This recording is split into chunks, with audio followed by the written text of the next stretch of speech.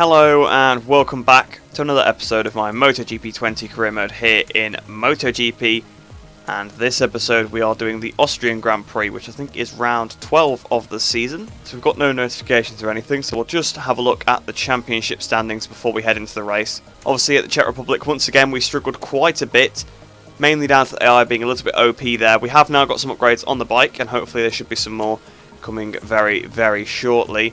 It was also a wet race, so we struggled quite a bit compared to the AI, and we lost even more points to Marc Marquez. We're now 68 points behind him. So like I said in the previous episode, I've pretty much given up on trying to beat him at this point. If it happens, that'd be nice, because obviously, statistically, it's still possible if he crashes a few times, but I'm not making it my main focus. My main focus is just to try and hold on to second position, if possible, ahead of Quartararo and Dovizioso, and obviously Vinales to a certain extent as well, although he's dropped off a little bit as of late. And also on the Constructors' Championship, I want to try and see if we can get KTM up into third place, because we're not too many points behind Ducati. We're only 6 points down on them, so that should be pretty achievable over the rest of the season. So without further ado then, we'll head straight into the Austrian Grand Prix, and I'll see you there in qualifying 1.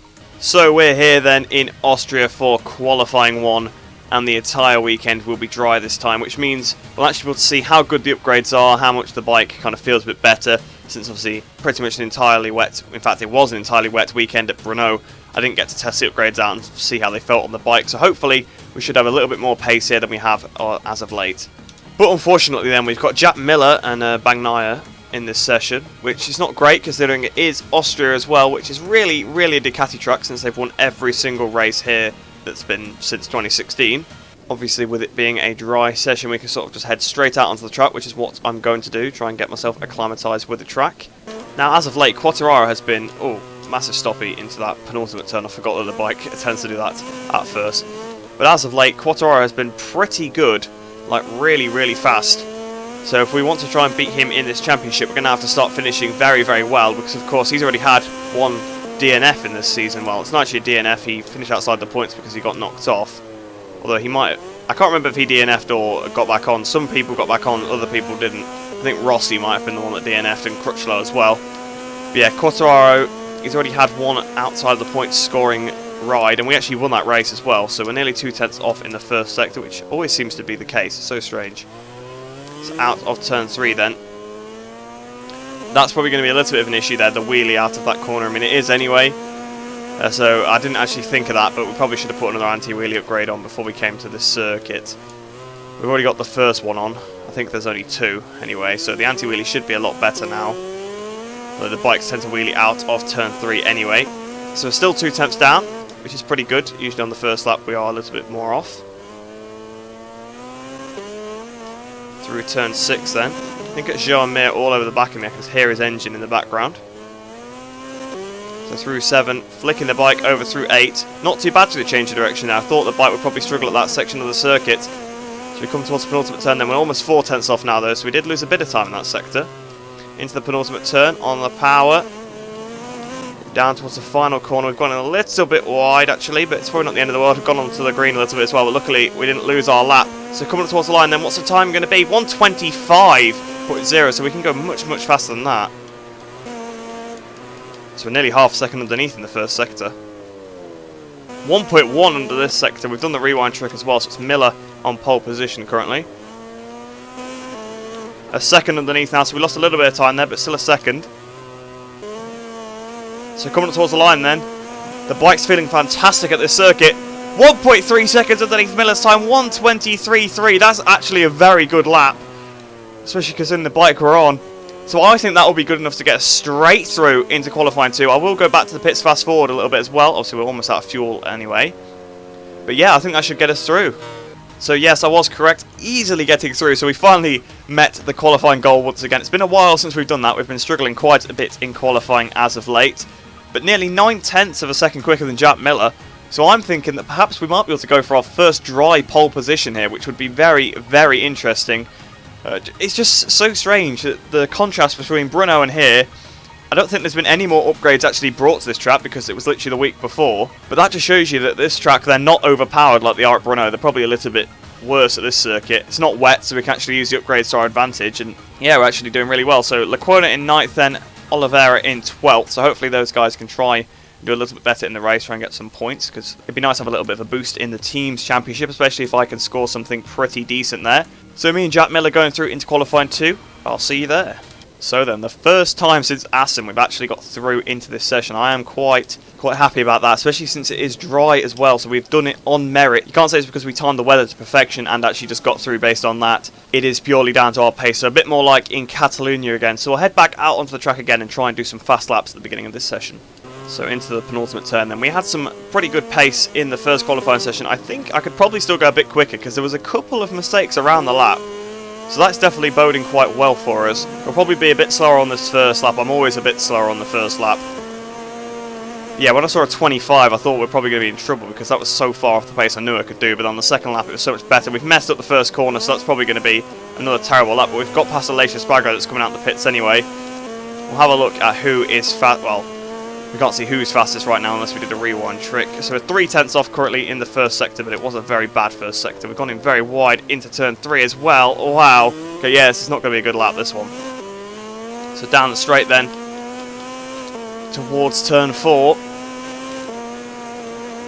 Hitting the brakes nice and early. I think we need to try and get the tyres and the brakes up to temperature ready before we start properly going for it on a flying lap. I think that might be the difference then in running wide. The bike wheeling quite a bit out of there. What is the time going to be in this sector? We're actually underneath the time now, so somehow we gained. Maybe we gained because we got quite a good run from going off track. I don't know. But we are currently on course for provisional pole position. Through turn 7 we've gone very, very wide again, so we're probably going to lose even more time through this section. We have been losing time through here, even on the really fast lap in Q1 we lost about 1/10 of a second to Miller. So yeah, so we're now about 4/10 off again. So we go into the penultimate turn. The bike hop, skipping and jumping in there. And down towards the final turn. Turn 10. So not many turns on this circuit. There really isn't that many. So we're coming towards the line then. What is the position going to be? So 1:24.8. Not very good lap. We'll go for another one now then. 64 thousandths off in the first sector. 2/10 underneath in the second. Still a 10th underneath in the third sector. So we're looking on course for a provisional pole this time. So going up towards the line then. What's the time going to be? 23.6 there then, so 3/10 underneath the time, so that puts us on provisional pole for now, but I'm guessing that probably won't be pole at the end of the session since it was to Miller, although it is a Ducati circuit, so he would be up there. So we'll head back to the pits then, fast forward a little bit and come out again. Wow, so never mind then, I didn't need to bother coming back out again. We're on pole by 1/10 of a second, ahead of Andrea Dovizioso in second, Jack Miller in third, so it seems like whenever I'm doing well a weekend, Miller's also doing well, a bit like in Jerez, so hopefully he can try and help us out there. But Marquez down in 4th then, Rossi in 5th, Crutchlow 6th, 7th for Petrucci, 8th for Quartararo, so that's definitely going to help us out there. Quartararo starting that far back, 9th for Rins, 10th for Viñales, 11th for Morbidelli and 12th for Alicia Spagro. So I think we probably could have gone a little bit quicker than that 23.6 really. We still messed up the first corner, but I am liking this, that even when we're not doing perfect laps, we are quicker than the AI, so fingers crossed we can try and get the victory here. But this is our first dry weather pole position, so that is a big, big thing. It's our first pole position since Le Mans, so let's try and convert it into a victory. So we're down here on the grid then, looking at Dovizioso in second, Jack Miller in third. So obviously the scary thing is going to be on this first lap, where those Ducatis are definitely going to try and come flying past us, or we're probably going to get a bit dive bombed into the first corner as well, so we've got to watch out for that. But pole position at our manufacturer and our main sponsor's home race that means quite a bit to them, I'm sure. Hopefully we can get a little bit of a bonus, but I don't think it actually works like that in the game. We're seeming to finally get our championship back on track anyway. We've had a pretty rough few races, although we did get 4th a couple of times, to be fair. It's just not quite been the top level. Bruno was obviously quite bad, but Kimi Ring qualifying was atrocious, but the race was pretty good. I guess it's because the race was in the dry. Assen was pretty good as well, even though we only got 4th place. We did qualify 2nd, so, and obviously Marquez crashed, so we gained a good amount of points on him there. But we'll get this race started then now, and hopefully something else could happen to Marquez and we can gain a healthy amount of points on him. But like I said, we're not focusing on him, so we need to try and beat Quartararo here. So the Austrian Grand Prix, KTM on pole position. That's crazy. We're waiting for the lights to go out here. Lights out and away we go. Looks like Dovi's got a better start than us, so we're down to 2nd place already. Here comes Marquez. I can see him on the inside. We brake for the first corner, then going a little bit conservative. So we try to fire it out then. Dovizioso not having the best exit, but neither am I. So Dovizioso leads for now then. Myself in 2nd position. Marc Marquez in 3rd. So Miller's already dropped back a little bit. But that's just dawned on me that we got pole position in our team's home race and now our manufacturer's home race. So it's a bit weird. There's a crash behind. Tito bats down. Hopefully we don't get collected by anything. There he goes flying into the corner. So we'll have to have a look what's happened there. That was kind of scary because we knew he'd crashed on the straight. So I was hoping that he wouldn't come in and skittle us out. I think Marquez might have lost the position on the exit of turn 3 there. So we hit the brakes then for turn 4. Dovizioso's still leading. But for now I'm pretty comfortable. Obviously it is the first lap. So we'll have to see where we're quicker than Dovizioso as the race goes on. The AI were gaining on us in this sector in qualifying, so that definitely could be a place where he gains on us. We've gone a little bit wide in, that's not going to allow Marquez at the inside though, no it's not. But Dovizioso is breaking away a little bit. We've not rode perfectly on this first lap, it's not been all too great. So we've got a little bit wide into 7. Oh, Marquez looking at the inside, so Marquez is all over the back of us. So Dovizioso looks like he's trying to check out here at Austria. Wants to try and make it another Ducati win here. So as we hit the brakes for the penultimate turn then, 8 tenths behind him. Yeah, he really is trying to make a breakaway. And into the final turn, we are making some time back up on him. We are a little bit quicker than the AI in the last sector, I think. Looking behind us, so Marquez is right there. So at the end of the first lap then, 1 minute 28, 9 tenths behind Dovizioso. We need to try and catch him up. So coming up towards the line then, what's the gap at the end of this lap? 24.7 to Dobby, 24.2 for me. So we're now down to half a second behind and we are catching him up. Here we go then, we're closing right to Dovizioso. We're probably going to go a little bit wide there to avoid him. We braked a lot later than him into 3, which definitely affected me there. So coming towards the line at the end of the 3rd lap then, after obviously almost hitting him at the back through turn 3, Dovizioso still half a second ahead.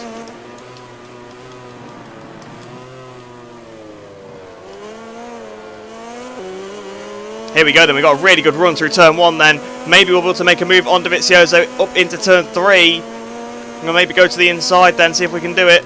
On the brakes, up the inside Dovizioso, we're going for the lead. The front is all over the place as we go into turn 3 then. Dovizioso a little bit wide on the power. We're going to be able to outpower Ducati. We're up into the lead off the race then. We've taken the lead off the Austrian GP, but Dovizioso's coming back at us as we go down towards turn 4, hitting the brakes for turn 4. Hopefully Dovizioso won't be able to get back up the inside. We've gone a little bit hot in, but I don't think it's going to be enough for him to get back up the inside. So we've got the lead now here then in Austria. So coming towards the line then, at the end of this lap, 24.5, 3 tenths ahead of Dovizioso. So at the end of the 5th lap then, halfway through the race, 24.0, fastest lap of the race to me, 1.4 seconds ahead of Dovizioso. So then, it looks like Marquez is actually catching up to Dovizioso. If you look at the map, 24.4 then, how far are we in front now? 2 seconds, but yeah, Marquez is all over the back of Dovizioso now. So towards the line then, at the end of this lap, 24.0 again, so not quite the fastest lap of the race, but not far off, 2.9 seconds now in front of Dovizioso. So coming up towards the line then, the end of this lap, 24.3. Starting the penultimate lap of the race, we're not fuel saving anymore. 3.6 seconds ahead, and Miller seems to have caught up to the other two as well. Through the final turn then, coming up towards the line to start the final lap. We're about 4 seconds in front of Dobby now, I think. So we go over the line then, 24.1. So we are lapping very, very quickly still at this point in the race. So yeah, 4.2 seconds ahead of Andrea Dovizioso now as we start the final lap. I think he should be able to hold on ahead of Marquez now. But I don't know where Quartararo is. I think he's right down the bottom of the top 10, so we're going to gain massive points on him in this race. So as we brake for turn 3 for the final time, we braked way too early really, but oh well, not the end of the world I suppose. Oh, the bike skipping around. We've got enough fuel, we've got still a lap left and we're already a quarter of the way through the lap, so we should be all okay, but I will keep my eye on it because we have been caught out before in other videos about the fuel. Still thinking about to Kato at Assen. So through turn 4 then, look at the map, they're in like loads of different trains, so there's about 3 different trains there, of about 4 AI each. It's so strange. I think once you get so far out in front, they all just start doing similar lap times, just sort of all close up. It's quite strange. Hopefully Marquez can fall through the train a little bit near the end, but I don't think that's going to happen. We've gone very, very wide through turn 7, but it's alright, we are miles and miles ahead here. Going to be a very, very dominant victory. Obviously in Jerez, I think we only won by about a second. Into turn 9 then, a little bit wide in, 4.2 seconds. We have lost a little bit of time over this lap, but they are always faster through that sector. So through the final turn then, we're going to take our second victory of the season here at our manufacturer and main sponsor's home race here in Austria. Oh, Miller must have just beat Marquez, because Marquez is now 4th place, so that's even better. So we gained quite a few points there on Marquez. Fabio Quartararo in 8th position. That's a lot of points for him to lose to us there. That's 17 points, I think, if I calculated that correctly in my head. So I think it's going to be Dovi moving up into 3rd in the championship, but Yeah, every time I win, Miller seems to be on the podium. It's quite strange, but nice to see Miller back up there again. Marquez in 4th. Petrucci doing pretty well in 5th, but I suppose this is a Ducati circuit, so that's why there are so many Ducatis at the front. Crutchlow then in 6th place, so not quite, actually pretty similar to what he did in the previous race. Rossi down in 7th then, Quartararo 8th, Vinales 9th, and Alex Marquez rounding off the top 10, so not a very good race for Rins then in 11th place. Unfortunately, Lecuona and Oliveira couldn't score any points, so they couldn't help us out there, but Mir and Espargaro retired from the race, although I didn't see any crashes. Oh yes, there was a crash at the first lap, wasn't there, with Rabat as well? Yeah, because Rabat's also out of the race. I'm guessing Espargaro, Mir and Rabat then all got collected in that crash, so we'll have to have a look at that a little bit later down the line. So as I predicted then in the Riders' Championship then, Dovizioso moves ahead of Quartararo, not by a small margin either. He's now 10 points clear of him. So a really, really poor race then at the Red Bull Ring for Quartararo. We're 14 points now ahead of Dovizioso, so that's a nice little buffer there. And we're 56 points back of Marquez, so that's quite a big chunk taken out of him there. 12 points we've just taken out of him, so yeah, that's quite impressive there. I mean, like I said, I'm not really focusing on trying to beat him, but if we can try and bring that gap down a little bit, that's always nice to see. Vinales really falling out of contention. I mean, there was a point in this championship where it was me, Marquez, and Vinales all separated by about 30 points in total. It's a far cry from that now, but Vinales had a really good start to the season, but he has just dropped off as of late. The last few races have not been great to him. So with both of the Ducatis beating both of the Yamahas then, Ducati move ahead of them in the Teams Championship then by 6 points. So Monster Energy Yamaha are not going to be happy about that. Petronas Yamaha not too far behind Monster Energy Yamaha. It's probably down to Rossi not having a great season. He did seem to get out of that slump for a little bit, but he has seemed to slip back into it. He didn't have a great result here, although it was still in the top 10, so not the end of the world, I suppose. We are 18 points behind Petronas Yamaha, but I don't think my teammates will be able to help me enough to beat that. But I think we should be able to secure this 5th place. That's not too bad for our team. Like I said at the start of this episode, my aim was to try and keep us in 3rd in the Constructors' Championship, get back ahead of Ducati. Well, we're now joint on points, although I thought we were 6 points back, so I must have done the maths wrong before because I only gained 5 points on them in this race. So we're now joint on points with Ducati then for 3rd in the Constructors' Championship, so that battle will carry on going throughout the season. So we'll go and have a look then at that incident earlier on with Tito Rabat and the other riders as well. I think Amir and Espargaro who were involved in that. And then we'll head into Parc Ferme in the career hub and we'll end off the episode there. So on board with Rabat then, going up the straight. Oh, he just hits Zarco at the back and that's a crash for him, and then obviously his body came flying through. His bike comes through, takes out Smith as well, I think, there. And I'm guessing also Mir and Espargaro, and that was him out of the race. So if we slow it down on board with Rabat, then you don't see too much, but obviously as they're all hitting the brakes, Zarco's hit the brakes a bit more than Rabat. Rabat's gone straight to the back of his teammate. Zarco, I mean, fair play, has done a very, very good job to stay on there. He's almost nonchalantly not been involved there. And, oh, yes, actually you can see on the TV replay camera here, you can see Pol Espargaro on the far right if he's shot right now. Just gets absolutely clobbered by that bike. Then his bike comes flying on the inside, takes out poor Jean-Mir, and you can see also Bradley Smith getting collected by Rabat's bike as well. But Smith, obviously the only one that's actually got back on and remounted from that. So just on board with Espargaro then, you can see Mir on the outside. And here we go into the corner. There's Rabat's body. There's Rabat's bike, smacks him. And then you can see, oh, his bike just clatters into poor old Mir. Well, all of them really didn't see that one coming at all, just getting clobbered by a bike from behind. So if we slow it down then for Espargaro, you can just see the body of Rabat come flying into shot, and then all of a sudden he just gets whacked by that bike, and here comes his bike, just smacks into Mir. You got a bit of a better shot then of it taking out Mir in the slow-mo, but that must have been a painful crash. That would have been a painful crash, that's for sure. So then on board with Mir, then he's braking for turn 3. You see Rabat's body go flying in, and then he just gets absolutely clobbered by Espargaro's bike, and his bike actually ended up almost standing up, but it did then fall over again. So he's obviously right on the outside of the track. Then there is Rabat's body, and there is Espargaro's bike just smacking him. Look at that, put him up on a stoppie, and down he went. Horrendous crash there. There's some board with poor old Bradley Smith. So he was actually sort of alongside Zarco on the entrance to the corner, got away from him. And there you go, you saw Espargaro come off, and then you just saw him get hit by Rabat's bike, and it wasn't the worst crash in the world. You see Mir's bike still on its wheels then, looked quite weird from the Bradley Smith camera angle. Mir's bike on the left hand side here, just still sort of riding along, but yeah, Smith didn't get clobbered as much. That's probably why he got straight back on, although he rejoined really slowly, and I guess that was the end of his race then, really. He was so far behind anyone, and he's not on a great bike anyway. So then it's really weird being back in Parc Ferme. It has been a long, long time. In fact, Catalonia was the last time we were in Parc Ferme, I think, when we got that second position. And the last time we were on the top step of the podium was back in Jerez. So obviously we've only won one race this season. We've now made it 2 wins this season, both in the dry as well. So the bike does work well in the dry. I want to hope for some more dry weather across the next races. Obviously, we've got Silverstone next, so you can't really bet on it being dry there. So Hervé Poncharal then ready to get the Constructors' Trophy this time. So once again, he's up on the podium with us. First place here at Austria. That is a track you want to do it at. Obviously, he would have liked it if we got the win at Le Mans, but unfortunately, we didn't quite get it.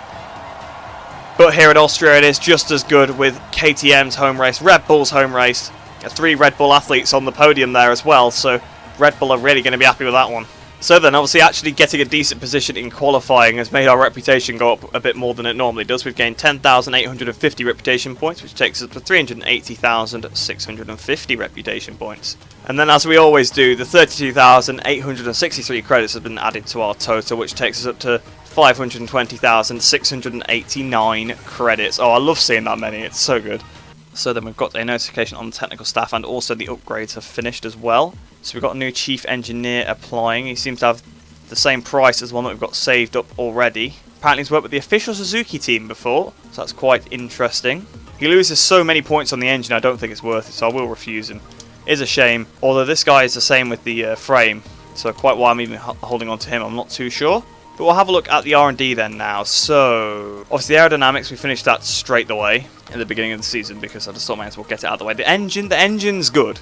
Obviously at the end when we're looking for that extra bit of performance, yeah, we're going to want a bit of a better engine. But so far we're not losing any time on the straights because of the engine. So I'm leaving the engine for now, it's just a waste of time to develop it. The electronics, they're not too bad now, to be honest. I will admit that. Obviously, the only thing the engine could really give us that's quite useful is the fuel consumption could be decreased a little bit. But at the minute, I'm managing the fuel pretty well, so it's not. I'm quite used to doing it. We can always overfill the bike if we need to as well. It's not the end of the world. So on the electronics, and there's one more anti-wheelie upgrade, which should help us out of the corners. The traction control is great. The engine braking's great. So this upgrade will give us a better power mode too, I think. So we could get a slightly better engine mapping on the maximum, so slightly better power mode 2, which just burns more fuel, so that's actually a bit more of a hindrance because I barely use power mode 2. We're using qualifying obviously most of the time. You know, right now the engine's good, so anti-wheelie, that is probably something worth looking at, that's for sure, because obviously that's where we're kind of getting wheelies off the line, but it wasn't too bad in this episode, so we'll leave it for now. We'll have a look at the frame again then. So 1,500 for this upgrade on the frame, but what about these ones down here? Right, so this one will make it so the rear tyre doesn't wear as much. Well, tyre wear's not been a problem the entire season, so I don't really want to go for that upgrade, but we'll have a look at the one below it. So I think that's more sort of an anti-wheelie thing again, it just stops the shift on the acceleration so much. So then on here, again that's the same thing, I think. Goal is to help reduce chain tension, which will reduce rear compression during acceleration. So it'll just make the bike behave a little better out of the corners than this one. And then this one, the frame is changed to minimise vibrations to prevent energy loss in order to better bend entry. To be honest, the bike is feeling quite good now, so I think I'll go for maybe this little upgrade. Probably shouldn't take too long. 2 weeks. It'd take 2 weeks with one guy on there. Oh no, I'm just stupid. They've already got all the people on there from before, from when I was doing the previous upgrade. So that's why it's only taking 2 weeks. I was thinking that's a quick upgrade. If we're going to go on anything, I'll go for this anti-wheelie upgrade then as well. So we'll develop that. We may as well. So it'll take 30 weeks at this point then with this just one person on there. We'll try and balance it out so that it's not too long for either of them. Right, so I've managed to balance it. So this one's gone up by a week now, so it's 3 weeks it's going to take for that upgrade, and this one is 7 weeks. But then we can shift the focus over to the electronics. So like obviously I said previously, I'm just going to try and absolutely upgrade the bike to the maximum really, just so that I can try and be a little bit more competitive. Obviously Austria has shown there that we are very, very competitive with the current package. It's that we walked away with that victory, which is a bit more of a Moto 2, Moto 3-esque victory than it was at Jerez, where obviously we're battling with the bike. So it does look quite good for us there. We obviously gained quite a few points on Quartararo there. In fact, he's not even our main focus anymore. It's now Dovizioso I've got to watch out for. But we gained a good 5 points on Dovizioso as well. 9 on Marquez as well as worth... not 9, sorry. We gained more than 9 because he came 4th. We gained 12 on Marquez, which is worth noting, that's for sure. But right now, obviously, I've not got my sights set on that championship anymore because he's so far in front. So I hope you did enjoy that episode then. Back on the top step of the podium once again. It does feel good to be back there, back fighting for victories again after the struggle that we've had over the last few episodes. Obviously quite an easy win in the end. Dovizioso passes off the start. I just went with him straight away, sort of got my tyres up to temperature, got into my rhythm. I almost hit him actually into turn 3 on one of the laps because he braked quite early, and I set him up for a move. I think it was on the next lap after that because I know how early he brakes into that corner, so that was quite an easy move. They were losing a good probably half a second through that one corner alone because that's how I caught him up so quickly, because he got almost a second ahead.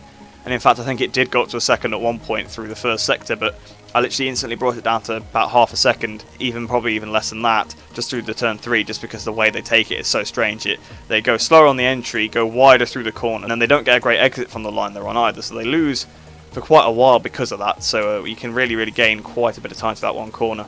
But like I said, I hope you did enjoy that video. I hope you enjoyed the rest of your day. I hope you're all staying safe, and I shall see you in the next video.